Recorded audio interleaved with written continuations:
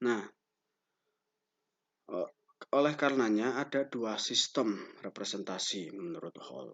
Ya, sistem di sini maksudnya adalah cara kerja. Ya. Jadi ada dua cara kerja atau sistem dari representasi. Pertama adalah representasi mental. Ya, artinya representasi mental artinya segala hal itu menempel kepada konsep-konsep yang ada dalam pikiran kita. Jadi pikiran-pikiran kita itu memiliki konsep-konsep terhadap segala sesuatu. Artinya, meaning atau makna itu tergantung dari konsep-konsep yang ada dalam pikiran kita. Bisa saja makna itu berbeda antara satu orang dengan orang lain. Ya, karena makna atau pemaknaan itu tergantung depends on the concepts in our minds, tergantung pikiran kita. Gitu ya. Misalkan ketika si A dan si B ya, itu sama-sama memiliki culture yang sama. Ingat, ketika saya menyebut culture di sini, jangan berasumsi bahwa culture di sini adalah hanya sebatas budaya Sunda, kesenian, budaya Jawa dan lain sebagainya. Tapi budaya adalah meliputi segala hal dalam kehidupan ini. Ya. Ingat pada pertemuan yang lalu kita sudah bahas mengenai pengertian budaya. Bagaimana pengertian budaya menurut Tom Som itu adalah meliputi 3 hal. Ya, jadi menurut Thompson budaya itu meliputi aktivitas ya seperti menari, bercocok tanam, lalu artefak, patung, lukisan, dan juga hal-hal yang abstrak atau tidak terlihat seperti cara pandang, ya ide, ideologi, perspektif dan sebagainya. Ya, jadi budaya sangat kompleks ya. Jadi kembali lagi saya kasih contoh ketika si A dan si B memiliki culture yang sama, maka mental representation dari si A dan si B terhadap sesuatu, something, itu akan sama. Nah, inilah yang mengakibatkan antara si A dan si B itu bisa berkomunikasi.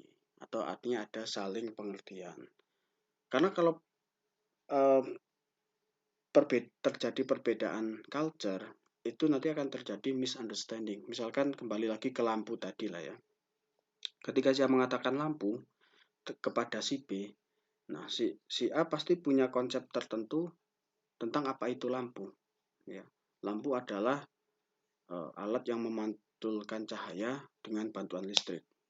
Nah, agar terjadi komunikasi yang efektif, yang artinya tidak terjadi misunderstanding, maka si B juga harus mempunyai konsep yang sama tentang apa itu lampu.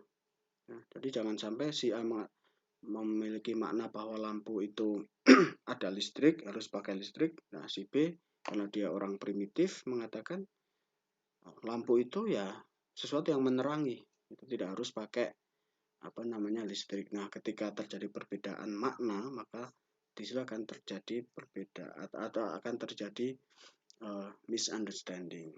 Itu yang dimaksud mental representations. Ya, jadi segala hal itu memiliki makna dalam pikiran manusia. Tuh. Nah, yang kedua, sistem representasi yang kedua adalah language. Ya.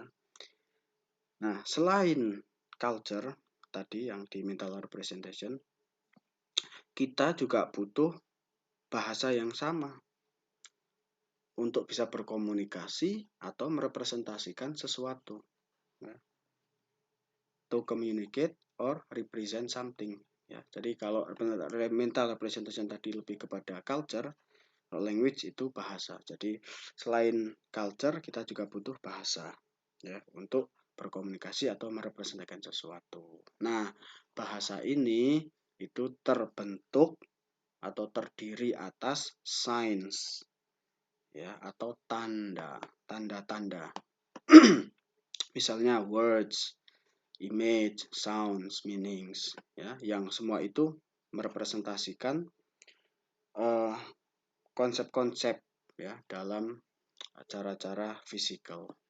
cara-cara yang terlihat fisik. Nah, sains itu dalam ilmu ilmu tentang tanda itu disebut semiotics ya. Jadi semiotics adalah ilmu yang mempelajari tentang tanda.